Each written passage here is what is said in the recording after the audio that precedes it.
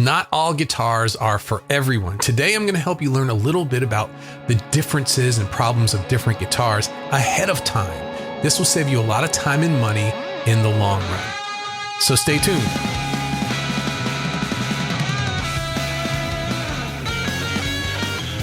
Hello and welcome, friends, to this episode of the Play Guitar Podcast. I'm Lee, and this is the podcast that's determined to make you a better guitar player.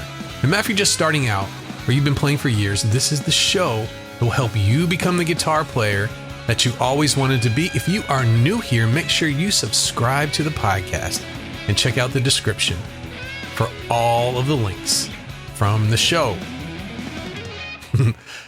I'm sure by now you've gotten used to your guitar, your main guitar, right? The little problems. There's that little nick on the side of the guitar. You dropped it the one time. It's yours now, right?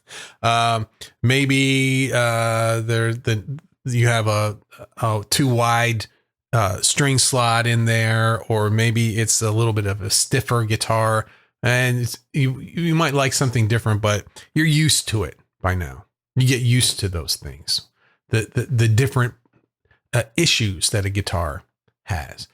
You know those things that take some getting used to when you first played it, right? Oh, maybe there's another guitar that's better. But, eventually when you're ready to branch out, or you're ready to try, or maybe buy a different style of guitar, you're walking into a whole new set of issues. The biggest one is going from being an acoustic player to an electric player, or the reverse, electric to acoustic. Some issues that you have to deal with in that switch. There's some issues that an individual guitar may have, but there's also definitely issues that everyone deals with in between different models of guitars and types of guitars themselves. And this is not just for beginners. I went a very long time in my life before I purchased a Telecaster, and I was so used to playing Stratocasters that certain things about playing a Tele were very hard for me to get used to. So today, I'm going to start in a very general way. We may do several of these over time. General way, we're going to start with electric guitars. We'll start with the Trinity, right? Strats, Teles, and Les Pauls. We're going to talk about the little things about them that we either like or dislike, but we all have to deal with. They're all classic guitars, and they all have their own set of issues that need to be addressed before you can get up and get rocking on them right away. So let's talk about that. Let's dive right into this. Let's start with the one I play all the time, which is the Strat. Which I'm thinking I'm a tall guy, so when I meet people who listen to the podcast, that's what I hear. You're a lot taller than I thought you were, right? So people who are taller, sometimes guitars they may look a little small for you, right? So I'm not that tall. It doesn't look tiny or anything, but I always thought, well, maybe like an offset guitar would look better. I'm kind of leaning that direction lately. I don't know, because I've been playing Strats for so long. But let's talk about the Strat first. I'm intimately knowledgeable about all the issues with the Strat style guitars, and we're going to talk about them today. The very first one, the one that gets everybody right away, is the bridge pickup on a Strat. So you plug the Strat in, you go all the way to the neck pickup, turn it into clean or distortion, any kind of amp, and okay, that's nice. That's a nice bridge. That's a nice neck pickup sound. And then you work your way back through the pickups, and everything's, there's those kind of quacky type sounds, and there's okay, I hear that. I can think of several songs that I've heard that have those sounds in there. And then you go all the way back to the last pickup position and play a little bit, and wow, everything thins out a lot. You get a thin sound from the bridge pickup. It's high end, has a lot of high end to it, but that's not even the real issue. That's more like a Telecaster. It doesn't have the beef to it that you would hear. Now, I've heard some players who have figured it out, and they start to work with, and this is one thing I do to my guitars too, is that they can move around the tone controls. So in a Stratocaster, you've got a volume and 2 tones. The way it's set up from the factory is the volume is an overall volume, and the first tone knob that you come to deals with the neck pickup, and the second tone knob deals with the middle pickup. And then there's no tone knob on the bridge. Well, that's a problem, because that bridge pickup, if we were to set our amp settings a certain way to make that sound nice and big and beefy, it makes the other pickups sound not like a Strat. It would sound very dull sounding. So I tend to move it's only one wire that you have to move. You have to desolder and then solder it in another place. The tone control from the middle pickup, and I move it to the bridge pickup. In my opinion, it should be done on all Stratocasters, but not everyone plays the way that I play. So I could be speaking out of turn, but to me, every Stratocaster I ever had would have done better if there was a way to kind of soften up or take some of the high end and make it sound a little bit beefier on the bridge pickup. But the bridge pickup is a big problem. Most people avoid it, or they'll put a humbucker in there to get more of a rock type sound. But then you start to listen to some players who use that bridge pickup a lot. Sonny Landreth, Jimmy Vaughn, and they get this really fat, thick sound. You start thinking, well, that doesn't sound like my guitar. And then you start thinking, well, maybe I need new pickups. Maybe there's something wrong with my pickup, or maybe, and it starts a whole thing out. So the bridge pickup on your Stratocaster is going to be an issue at first. What's something else? Let's see, the tremolo, the bridge of a Stratocaster. Most Stratocasters have the tremolo bridge. This is basically a tension back and forth between some springs in the back, their tension, and the strings in the front. And everything rests on some screws down here by the that are screwed into the wood. And you can take a bar and pivot the bridge back and forth, either towards the springs or back towards the springs in the back. Strings and springs, right? Getting that together. The biggest problem, okay, so I see what happens. You can loosen the strings, or if it's set up one way, you can loosen and tighten the strings. But the biggest issue for this is that it tends to make the whole guitar go out of tune. And this is something I experimented with for a long time that I'm still not happy with. The only tremolo, I had two tremolo guitars that would stay in tune. One was an old guitar that was stolen. It had a Kaler on it that stayed in tune, and it had a clamp up here by the nut. And then I had a Floyd Rose on an early Ibanez Strat copy that I had that stayed in tune. I have tried all of the different ones. There's a lot of different, if you go on YouTube, there's a lot of different people who say, oh, set your guitar up this way. And no such luck for me. So I tend to stay away from that especially if I'm playing a gig, because I don't want to have to retune all the time. But these things generally don't go out of tune. Well, why have them? Why do all of my Strats have the tremolo when I don't use it? Because they sound fantastic. If you've ever tried a Stratocaster with, I think the Robert Cray one does, and where it's a hardtail, where it doesn't have the springs, it's just a regular bridge on the guitar.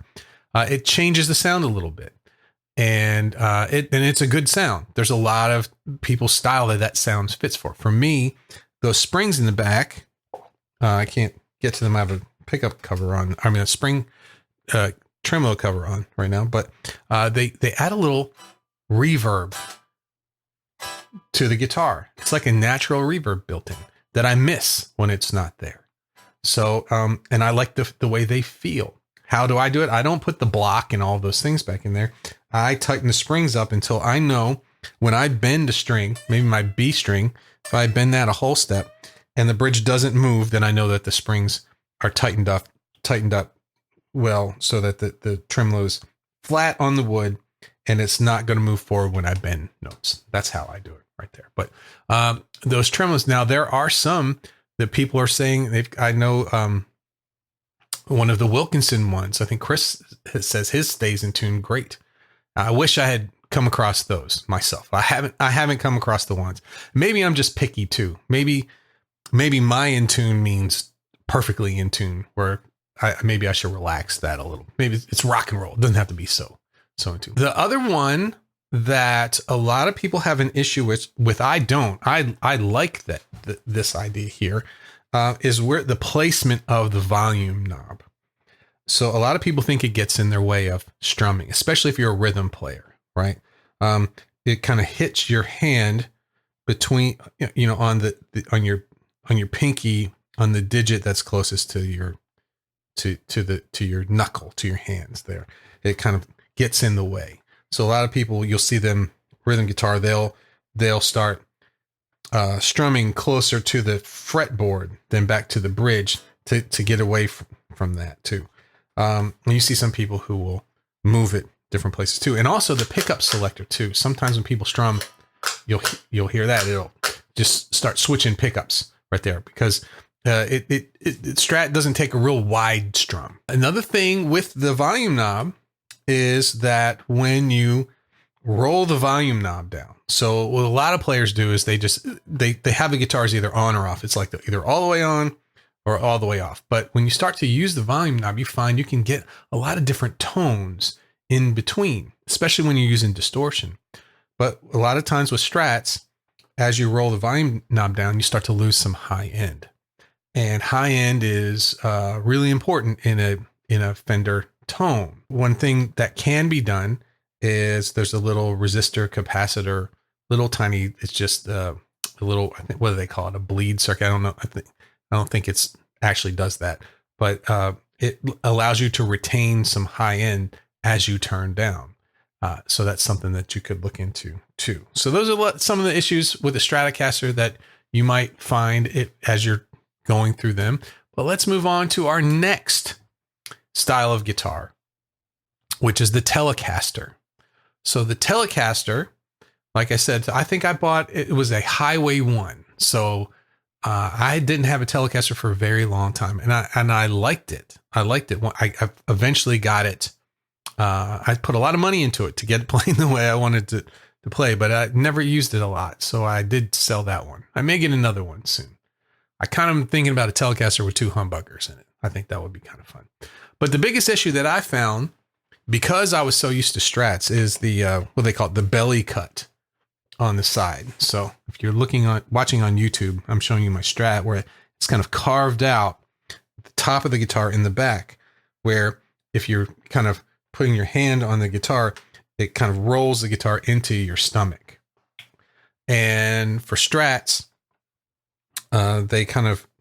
they round off that side, so it's not so hard in there. A lot of them that I've played, they don't have that. So it kind of digs into your stomach a little bit, especially if you lean over the guitar. If you're standing up and having the guitar low, it's really not that big of an issue. To me, I do a lot of sitting down guitar playing now, so it would be a big issue for me now. That took a while to get used to. So to realize, okay, that may be one thing. Now they do have Telecasters that do have that belly cut in there too now, because people seem to like it. The next thing is similar to the Stratocaster, the bridge to neck tone extremes, which is even more in a Telecaster to me. So the bridge can be very fat sounding, but it can be very ice picky sounding. And the neck, all the ones that I've had were very warm, super warm sounding. So it's very difficult to get an amplifier set for me. I know a lot of people who play Tellies, it's not an issue, but for me, it was always very difficult to get an amplifier set where both of them sounded the way I would like for them to sound. I get it dialed in for the neck pickup, and then the bridge was too shrill. I get it dialed in for the bridge pickup, and the neck was too woofy right there. So I had experimented with different pickups. I found a few different pickups that helped with that. The other thing with the Telecaster, and this is also the Stratocaster too, is scale length. What is scale length? Scale length is the length of the string. So not all guitars have the string length the same from the nut to the bridge, how long that is. The Fender guitars, 25, let's see here. It's the 25.5. It is, if you have heavy strings on that, the guitar can be very difficult to play. Sounds great with light strings. And a longer string length means a tighter string, which means it not as much flap. So you can get the action down pretty low without it flapping around too much. Those same light strings on something without that, a Paul Reed Smith or Les Paul, they're going to, the strings are going to flap around a little bit more when you pick. They're going to be a little bit looser feeling, have a slinkier kind of feel. A lot of people start off with a Stratocaster, one of those, the cheaper ones. And then they're surprised when they go and try other guitars that have a shorter scale length, how easy it is to play, especially with like Les Pauls and those things. With the Telecaster though, the bridge is a little different. Once you start to work on guitars a little bit more and you start to set your own intonation for each string, we can decide how far forward or backward the saddle goes. And when that sets the individual string length closer or shorter so that all of the notes on the string stay in tune as you go across, so that your G on the 3rd fret on the low E string will be in tune, and the G on the 15th fret will be in tune as well, so that everything's in tune across the guitar. So those minor adjustments there are important to getting the guitar to play in tune. But with the Telecaster, they share that between two strings. So sometimes you don't get the fine adjustment between the two strings that you would like. The 3-saddle vintage Telecaster bridge. So you have one piece of metal that is the saddle for 2 strings. The E and the A share one, the D and the G share one, and the B and the E share one. And so you can adjust those, but you don't get the fine adjustments between the 2 strings. You don't get the fine adjustments between all of the different strings. Let's talk about the third one. What are some issues with the Les Paul? Something that you'll notice right away. And for me, the thing I noticed right away when I got a Les Paul was the tune, keeping the G string in tune. That was the big one for me. I struggled with that. It would ping. I tried to get the nut slot filed down a little bit more. It would go out of tune. I'd have to in between every song. I still have some issues with my Les Paul Special that I play. I'm always checking that G string. The other strings seem to stay in tune, but that one, because it's not wound, but it's one of the middle strings and it has a very tight angle between the nut and then where it goes to meet the post, the tuning post there. So the second thing that you hear about with Les Pauls is that the headstock breaks off a lot. It's got a very sharp angle. So if you ever look at a Stratocaster, it has something called a string tree on it. And what that does is that creates an angle, a downward angle for the two, sometimes all the top 4 strings, but generally the top 2 strings. It adds a little bit of an angle from the string coming down, which is important for playing the guitar. So with Gibson, instead of using string trees, they actually angled the top of the headstock to put that angle in there all the time for all of the strings. But what ends up happening is it puts a little pressure on there, and you'll see it a lot. You'll see Les Pauls who've had the headstock repaired, glued back on, and a lot of them play better afterwards. The glue is very strong. Sometimes you hear people say, "Oh, it's stronger than it was before," but you have to be careful with that. If they fall, if you have it on a stand, and especially if you're on like a hard floored stage and your Les Paul falls, it could happen. It could happen. You'd see those crack a lot. Stratocasters are pretty much a flat top guitar. You lay your arm across the top of the guitar, and you're pretty much in playing position. I had a big struggle with my first Les Paul, which was a carved top guitar, because it increased my arm angle, because where my arm would rest on the top of the wood of the guitar, and then where I was playing it, where the tunematic bridge was up there, it was an increased angle, and I would end up picking from my wrist more than from my elbow, which not as strong. There's some things that I do pick from the wrist, but mostly everything I do is I pick from the elbow. It became very difficult to do that. If you're used to playing a Stratocaster and switching to a Les Paul, especially seated, there's an issue that you may have as well. So there we go. That is the main issues from each of the Strat, the Tele, and the Les Paul that I dealt with, that I noticed when I was switching between them. I'm sure you have some other issues that you found too, and I would love to hear about them. You head over to the playguitargroup.com. That's our Play Guitar Facebook group, and join in there and tell me all about them. And we'll have a little discussion about Telecasters and Stratocasters and Les Pauls. That's a lot of fun for me too. I do have a worksheet for you. This is for scale patterns. This is called Learn the Big Four Scale Patterns. These are the ones that are in all your favorite songs. And I have scale patterns for you for all the way across the fretboard. If you're interested in getting into scales, or if you know a few, but you don't know them all the way across, it's not difficult to learn them all the way across the fretboard. And then I'm going to call it. That's a wrap. Thanks for joining me today for the Play Guitar podcast. Make sure to hit the button below to subscribe to the show. And if you have benefited from this podcast, please leave a favorable Apple Podcasts iTunes review. It's the best way to make sure we get this very valuable content to more guitar players around the world. And if more help, structure, and results in your guitar playing sounds good to you, what are you waiting for? Play Guitar Academy is here. Join the world's most exciting and carefully planned guitar system, and together we will build your online home base for guitar. Thanks again, and I'll see you in the next episode.